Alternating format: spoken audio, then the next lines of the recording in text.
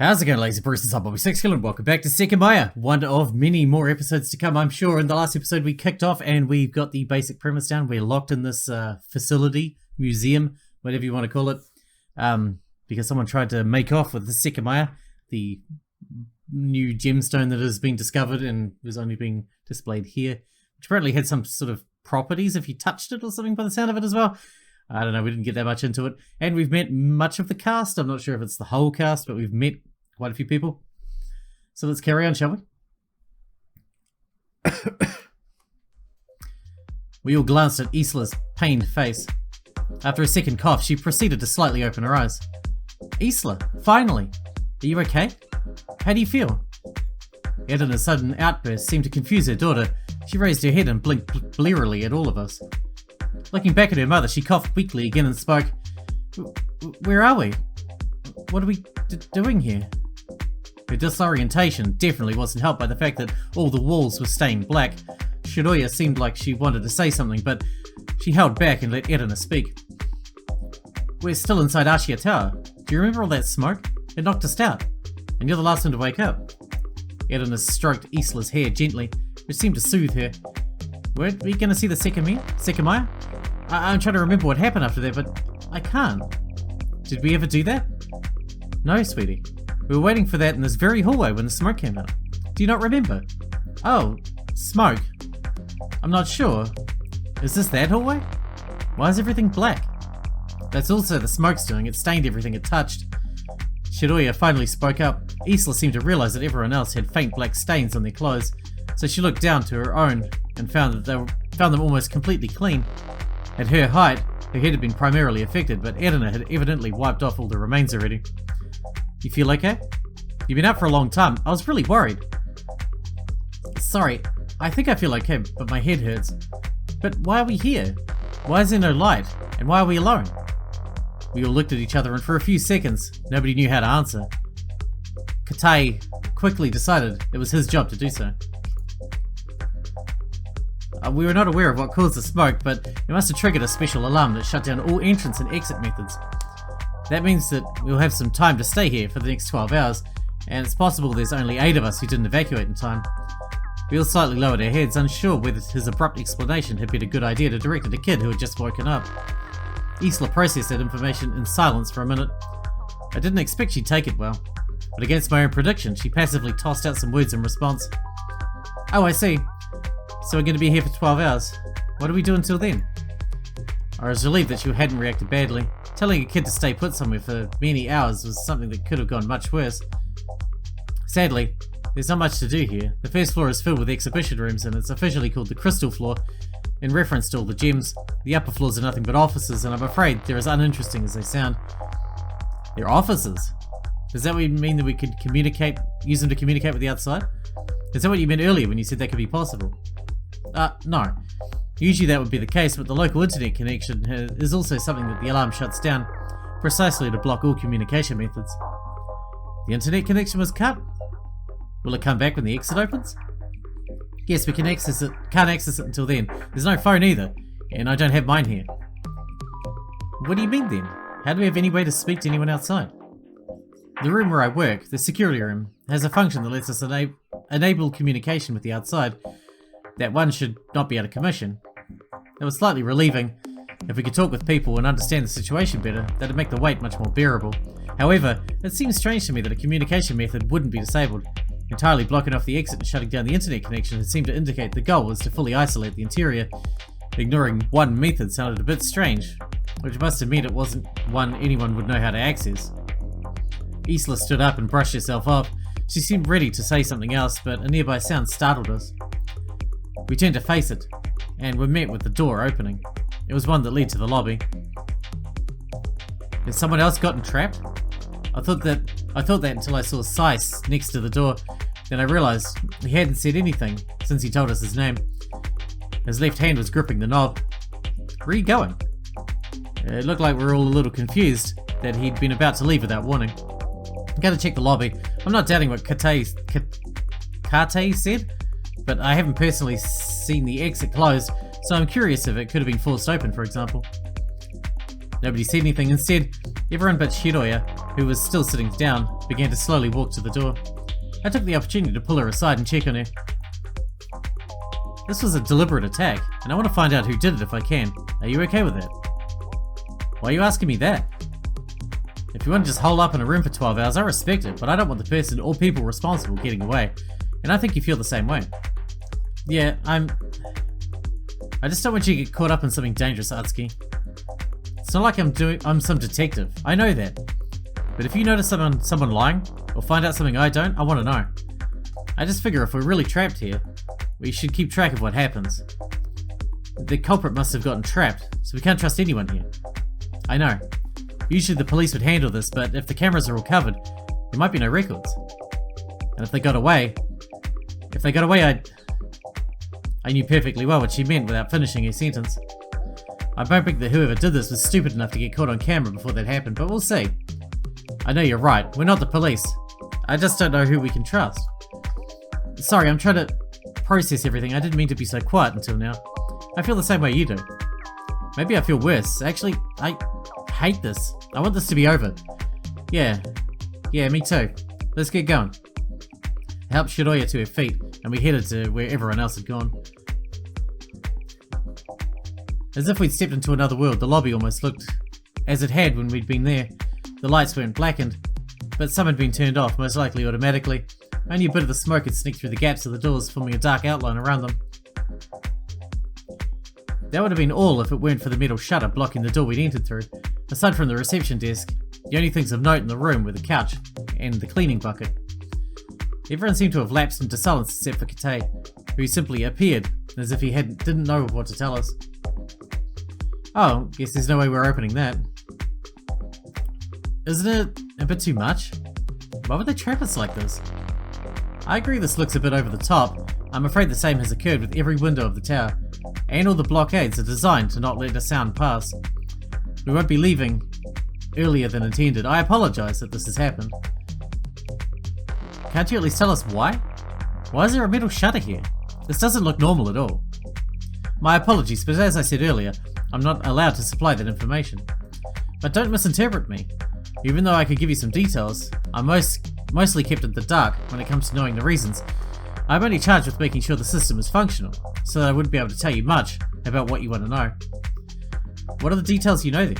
Look at it from our perspective. We can't stay in the dark forever. I understand, I promise. However, I can't say anything. We all felt the need to sigh. Knowing information was being kept from us wasn't a pleasant thought, and it disrupted any cooperation we might have wished for. However, it would have been unreasonable to press the issue further. 12 hours it is then. After saying that, he walked to the shutter and tried to move it aside to confirm that it was as steady as it looked. Of course, it didn't budge at all. Shrugging a little, Sai turned back. The door wasn't closed, by the way, it was slightly open. Yeah, I saw that. And look, very little smoke passed through it. So it was opened after the smoke was released. Yes, it was closed when we were knocked out. I was the one who opened it. I see. I looked at the other door. Although it was closed, it appeared that more smoke had gone through it. There was something else piquing my curiosity. Kate, you said all methods of escape were sealed. What are those? Or rather, how many of them are there on this floor? On this floor? Only this one. It doesn't have windows, so this is all that's locked. The other floors do have windows though, and they were fully sealed too as soon as the alarm went off. I see. I'd assumed the smoke's goal was to isolate the event room, to have an easy path to it, obtain the gem and then leave with it, but that's strange. Strange? I think that's the most likely scenario too. I say that because the lobby is being left alone. If the goal was to bring the Sekimeiya outside, why wouldn't they also release the smoke here? After all, 2 full hallways were attacked, so why not the lobby too? Yeah, if the goal was to bring the Sekimeiya out during all the confusion, it doesn't make sense that they didn't do it here. I don't know what released the smoke. I didn't see anything in the hallways, but this is a much bigger room. It could be whatever method they used simply wouldn't have worked here. Maybe if you wanted to block off the security cameras only to then be spotted in this hall, your plan obviously wasn't very well thought out. Could it be that leaving with the Sekimeiya wasn't the goal of the plan, or maybe that they intended to do it later? Is it realistic to think anyone could alert everyone with smoke, leaving with this incredibly rare item and not be caught immediately? Even if the cameras were blocked, once outside, you're still one of the last people to exit and wouldn't be allowed to leave freely and unexamined. There's something that comes to mind, and it's why I only ask about this floor's escape routes. The lobby was never used to escape. Now, Katai says that the windows on the upper floors are sealed, meaning if they're not, they provide a feasible way out. Keeping that in mind, the alarm came late, and we never actually saw the Sekimeiya. Could it be that by the time we stepped into the room it already wasn't there? The culprit could have got up a floor and escaped through the windows. Katai hasn't spoken about the footage of this time frame, so he might have been looking at the cameras. Then again, even if the cameras spotted the culprit, they'd be able to leave through a prepared window route and flee immediately once outside. Then, use an automated mechanism to create the smoke and lock the tower right before the Sekimeiya is ever shown to the public. For the people outside, this would make it look as if it was still in the building and entirely obscure the time in which it was stolen. We started our session a bit later than expected because Shiroya and I were slightly delayed, but even if we'd gone faster and seen the missing Sekimeiya, it wouldn't have meant anything to the person who'd successfully stolen it, since we'd be locked inside. If I assume some cameras recorded the culprit leaving through the window, it doesn't make sense that the smoke would then be deployed. However, if they also had a way around those cameras using another method, it'd give off the illusion that someone who got trapped must have been the one to steal the Sekimeiya, and only after the smoke showed up. After all, the lobby was left untouched, and no one would have left through it after the smoke appeared. Since the alarm came later, whatever else the culprit did one floor above must have triggered it. Maybe the culprit triggered it purposefully, which is why it didn't match the smoke's timing. That would be a great plan that ended in success. I might be deluding myself a bit too much. I'm also assuming they'd be able to get the Sekimeiya out of the cabinet without being noticed, which is probably too hard to believe. Not to mention Naomi unlocked the cabinet with their key, meaning it was locked by that time. So why would the culprit lock it after getting the Sekimeiya out, let alone have a way to do it? I believe it's far simpler than that, Sai. Katai took a while to answer. While I'd been thinking, he also had. After all, the lobby doesn't have security cameras. What? I realised immediately I'd gone too far and got slightly embarrassed. Making up complicated theories was a habit of mine, but making a leap without even considering the facts was the last kind of mistake I needed to be making, given the circumstances. Regardless, that seemed pretty ridiculous. There was a big lobby, so even though I couldn't spot any cameras, I'd figured they were well hidden. All of us frowned, doubting that decision. I know it might sound strange. Next to the main door are guards who inspect everyone who enters, making sure they don't possess any kind of suspicious item. For this very reason, the fact that a big quantity of smoke was somehow released from the inside is already very strange. There's nothing of value in this lobby. The only way to access any valuable item is by entering the actual exhibition section through one of the two hallways. There is no other way to reach the gemstones, aside from the two doors. Since there are cameras in the hallways, the entrance to the valuables is monitored. Having them here is simply not necessary. What the hell, you guys are not very good at the security thing, eh? We have our reasons, but nobody can steal anything and leave without being recorded. But it meant, with the smoked hallways, it was actually possible someone could have stolen something and left without being seen by the cameras, although it's incredibly hard to believe that. Once outside, they could have managed to leave with the stolen object, even more so after seeing how harsh the security measures were. Without a doubt, everyone who'd evacuated must have been searched to make sure they hadn't been in possession of anything suspicious. You said that there's no way to make it to the actual rooms containing the gemstones. Then what about that door? She was pointing at a smaller door situated behind the reception desk. Oh, that leads to a room right under us. Past the door, a staircase goes to a room that stores the main boiler for the building, the electricity meter, the circuit breakers, and some pieces of furniture that we don't use anymore.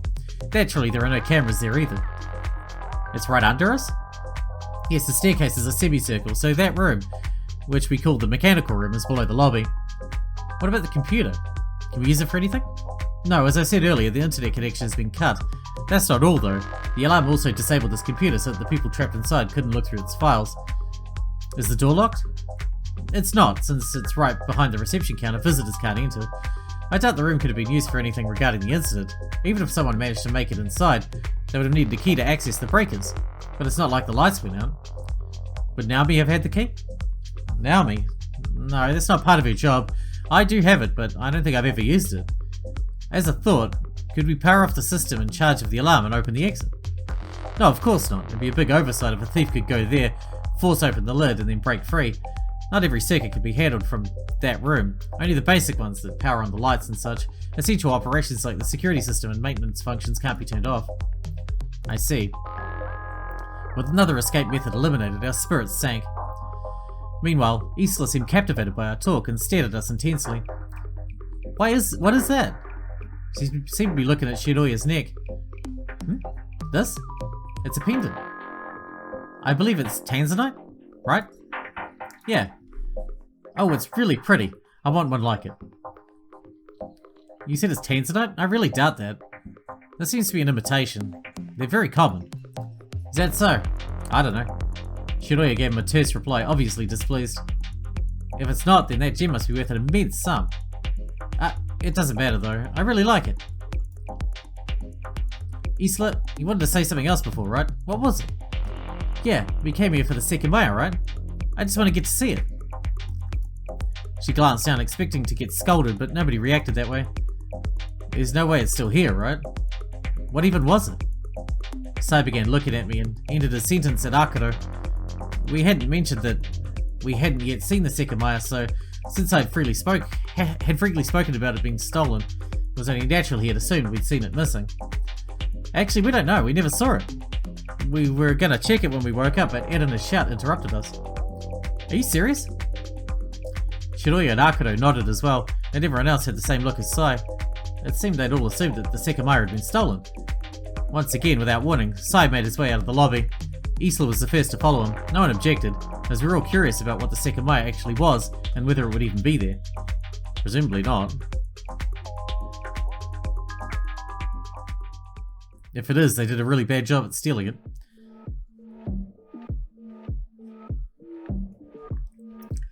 Shiroya and I made our way back to the room where we'd fallen unconscious. Once Katai entered, our 7 pairs of eyes focused on the dark-coloured curtain that blocked the view to the cabinet's interior. So, you're saying that none of you saw behind this curtain before or after the smoke, right? Yes, Naomi was about to raise it, but then the smoke appeared. People went quiet at the mention of Naomi, given the alarm had played when she'd been there. Her disappearance was very strange. Let's see then. What do you guys think? Is it still here? It was hard to think it would still be. And going off their expressions, everyone else agreed with me. I say it is. That would make things more interesting, wouldn't it? And I'm curious about how it looks. After those questionable words, Sai proceeded to slowly raise the curtain, exaggerating his own action. As the curtain was being raised, dust that had gotten stuck on it shook loose and formed a little pile on the floor. The major part of what the curtain was covering was clean wood that contrasted the stained room. Finally, a transparent pane of glass sheltering a cushion came into view. The curtain had been fully raised.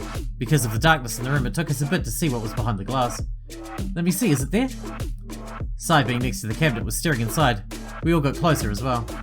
Inside was a red cushion, a colour that would have definitely looked beautiful, if not for the lack of proper illumination. And on that cushion, occupying a small space of it, was a white-coloured sphere. Looking closer, it wasn't actually a sphere, but an egg-shaped stone. It shined very faintly. It was big and could easily be mistaken for an actual egg, however we all knew it wasn't. Naomi had told us that it was an incredibly rare gem, and putting aside how simple it was, it looked very pretty and elegant. It's this, right? It wasn't taken. Are you saying this was Ashiya's big find? How can we be sure it's the real thing? It is. I've seen it before. I happened to spend hours in front of the security cameras. Isla looked dumbfounded and couldn't help but stare. How disappointing. I guess it'd still please all those other people, but I came here purely out of curiosity, and despite not having any kind of expectations, I'm embarrassed a bit. I'm a bit let down. This can be as rare as you want to call it, but it's just an egg. An incredibly valuable one, apparently. And it's still here. What was all the smoke for then? You know, I said I hoped for this to be the case, and I'm not too sure anymore. This probably means that the culprit's plan wasn't really all that elaborate.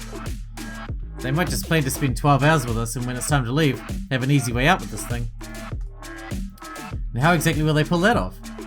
I don't know, but it's practically impossible that what's happening doesn't have to do with this, right? The end goal must be to steal it. So this just means the plan isn't over yet. I'm not sure. Hey, Katai, do you know if Naomi was aware of the existence of that alarm? Naomi? She should not have been, but I couldn't tell you for sure. Why? Imagine this for a second. Naomi's job is perfectly positioned for this. She acted confused when the attack happened, but it was prepared for the smoke. However, the alarm that locked her inside didn't factor into her plan because she wasn't aware of it. Atsuki, you said you heard the alarm a few seconds after the smoke was released. Do you know how many approximately? 20 maybe? So 20 seconds later, pretty much everyone is unconscious and Naomi hears this alarm. By this point, she doesn't know that it's trapping her in the tower. If she had, she would have pretended to be unconscious until we all woke up. But she didn't. Instead, she obtained the Sekimeiya thanks to her key and left with it to proceed with her plan. I'm not sure how it continues now or how she intended to escape, but she realized that the exit had been blocked off. Kataya said this was a very specific alarm that hadn't gone off before, so it'd make sense if she didn't recognize its sound. Well, as she finished searching for an exit or a way to continue with her plan, she thought her only choice was to come back and play the confused card, but as she was coming back, she probably heard me opening this door and backed out. It's clear she's the most suspicious person in the building. It's possible she was listening to us and heard that we didn't look behind the curtain. By leaving before doing so, we gave her a chance to look innocent. When we were in the hallway, she simply entered the room again and placed the Sekimeiya back in the cabinet. Now it's possible we'll find her playing dumb or pretending to be knocked out somewhere, claiming she was disoriented and trying to assess the situation. It's impossible that she's not trapped in here with us. I see, that would make sense. It could very well be that this top secret alarm only played whenever someone tried to get the Sekimeiya out of here, and that she hadn't been informed of it. Sai shot Kataya a glance, clearly displeased that he had to make this assumption based on limited information. Come on, we haven't found her yet, so shouldn't you wait to draw conclusions until we do? For all we know, she's looking for a way to help us. You're right, we can't assume that Naomi's responsible, and we need to establish something that clears her name a little bit. Even though you guys just tried to explain things with the delayed alarm, it doesn't make a lot of sense to me. Naomi's job is to explain everything about the Sekimeiya and make sure the exhibition happens smoothly. An alarm that triggered when the Sekimeiya is removed is something she would know about, so thinking that she was unaware of it is pretty ridiculous. And while her position is convenient to orchestrate this, it also makes her a very strong suspect from the get-go.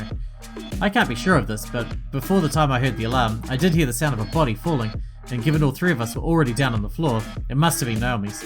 On top of that, the glass hadn't been opened, so if she opened it while I was on the floor and triggered the alarm, I think I would have heard it.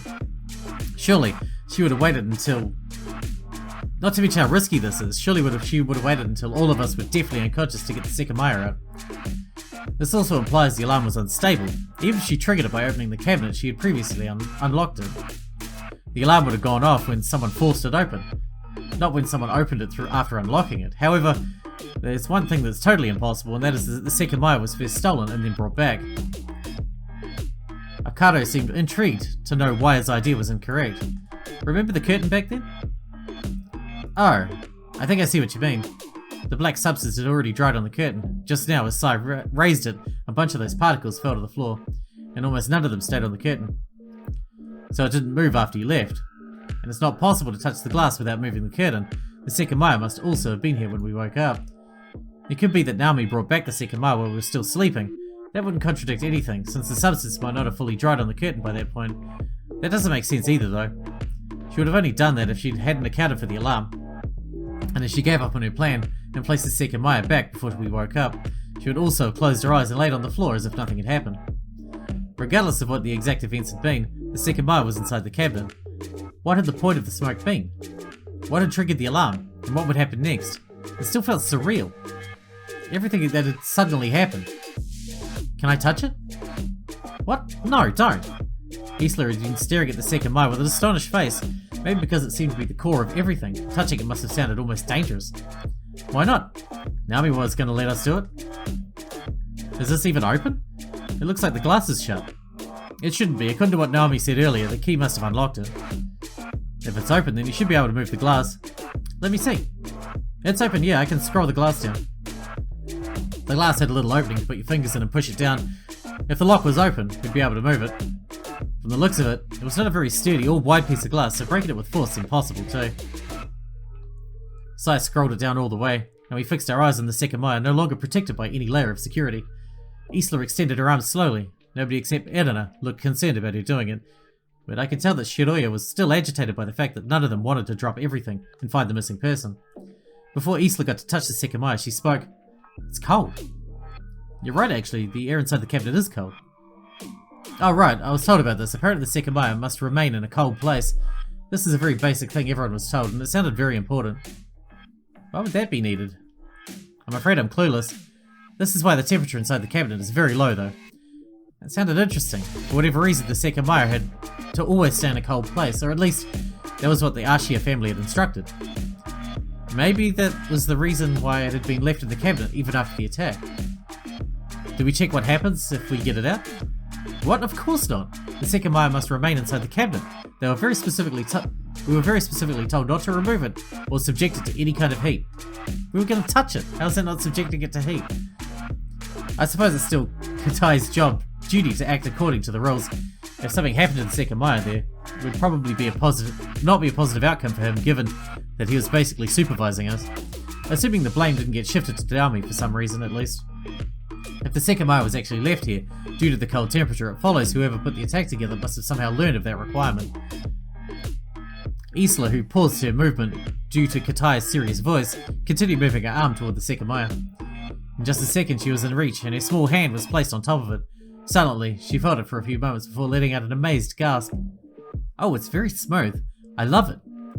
She started feeling it conspicuously, with a smile on her face. Is it? Naomi didn't say that touching it was part of the experience. Did say that touching it. Shiroya joined her, evidently trying to make Isla feel better. You're right, this feels very pleasant to the touch, and it's also really cold. Worth all the advertisements and expectations? Yes. No, not really, but touching it is pretty relaxing. It feels almost silky. Given our situation and the fact that Naomi is missing, we should let this be. I know we most likely will be here for 12 hours, but this piece is very important, and we should not be careless. So I know we're going to be the next ones to touch it, but we had to respect that. Without responding verbally, Isla and Shiroya removed their hands from the cabinet. Katai's request was a reasonable one, and we still had more important things to think about. Even though 6 of us had come to see the Sekimeiya, only Isla seemed to have legitimately strong interest in it.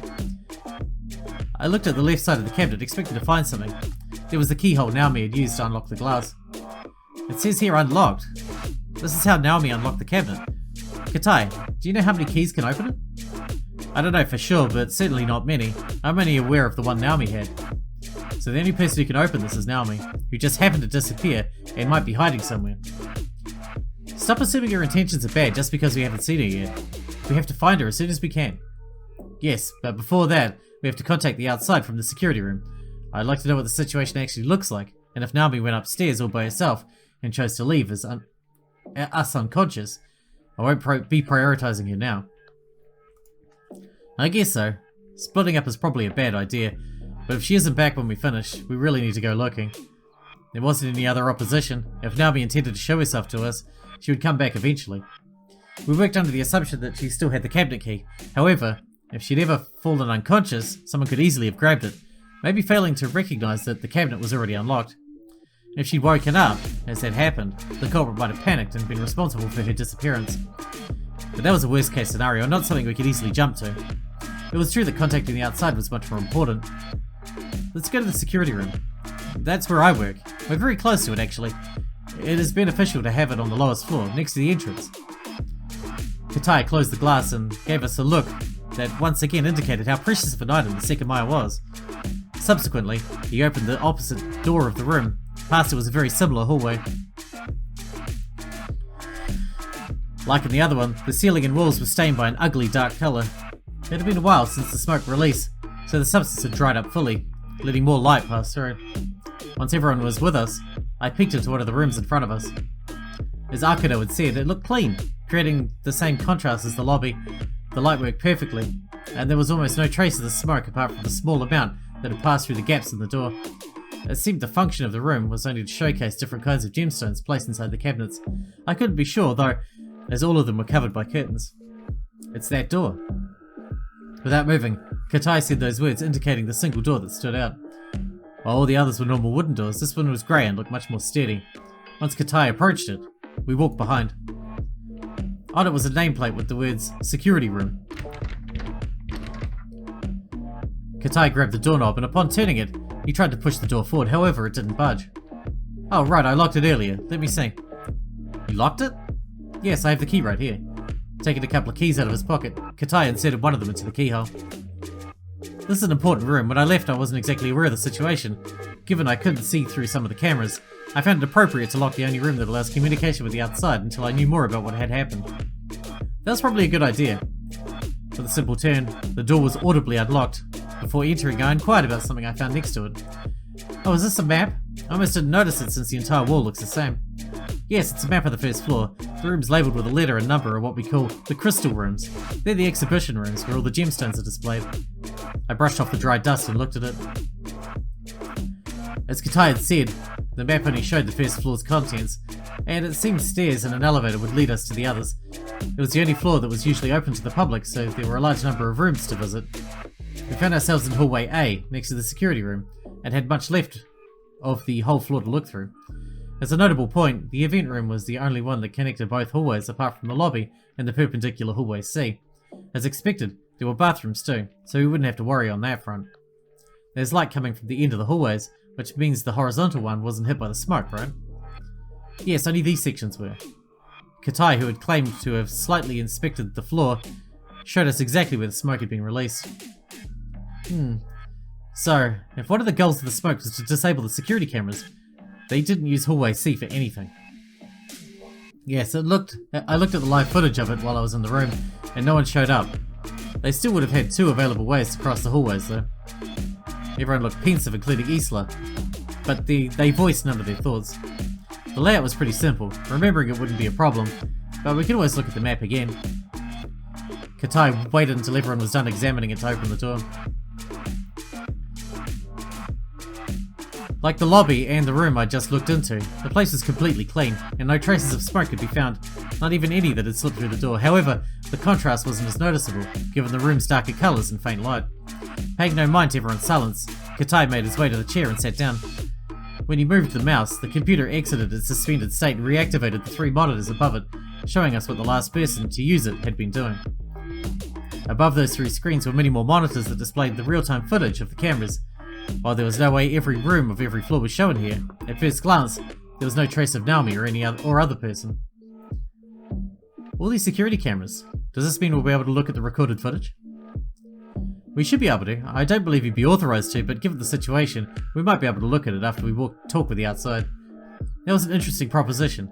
Looking at the recording footage might have revealed the source of the smoke, if someone else hadn't been able to evacuate and information on Naomi's whereabouts. Alright, we should wrap this one up here because we're out of time for today. Half an hour in. I don't want to go too long because there's going to be so many episodes anyway. But we haven't found any more people, so that's interesting. And also, the stone hasn't been stolen. Maybe they just wanted the key so that they could steal the stone later. I don't know. I guess we'll find out. Hope you guys enjoyed it. Thanks for watching. Thanks for hanging out with me, and I'll see you in the next one.